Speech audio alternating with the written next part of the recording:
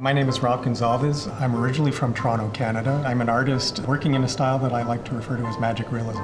Having a magical element in the composition, making it look convincing as if it could happen in 3 dimensions. Sort of focusing on that believable, realistic aspect is something that has developed over time. An illusion is a device that I use to try and create the magical effect. I'm always trying to develop concepts that have an expression of imagination or a sense of wonder or a sense of magic. There are moments of real magic. It's just something that is part of life and you have to be open to it, but it's there. Drawing was something that I always loved doing as a kid. There is a lot of planning involved before I start painting on canvas. The early part of a painting is just developing the concept, just thinking about what kind of subject matter I would like to try and pursue, and sort of doodling rough sketches. And once I decide what the initial concept is, I spend a lot of time doing preparatory drawings. Probably about 60% of the time is in that drawing preparation stage. When I sort that all out, I get it to a point where I have a drawing that shows all of the important elements drawn in outline, and I transfer that onto the canvas. It's usually about 3 weeks to do the painting part, which is relatively short compared to the planning part, but it's kind of the most enjoyable part because it's more intuitive. I don't have to agonize about decisions. I started doing my first paintings when I was a teenager. I think it was the moment when I realized that creating a painting from my imagination seemed to create a window into another world. Realizing that that's something that I could achieve, that was the moment where I really felt excited by it.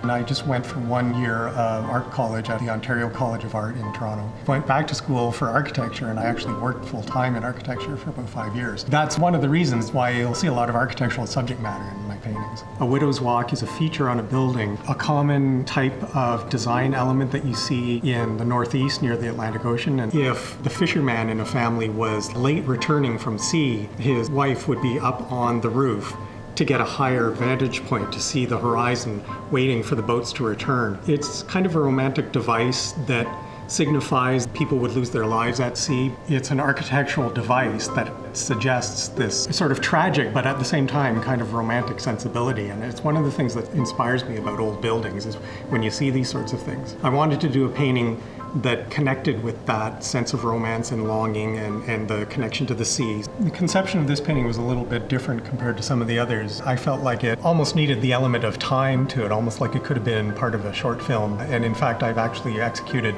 a couple of paintings based on this concept, which occur in what you could imagine would be a few moments where you would come across this scene coming up onto the roof.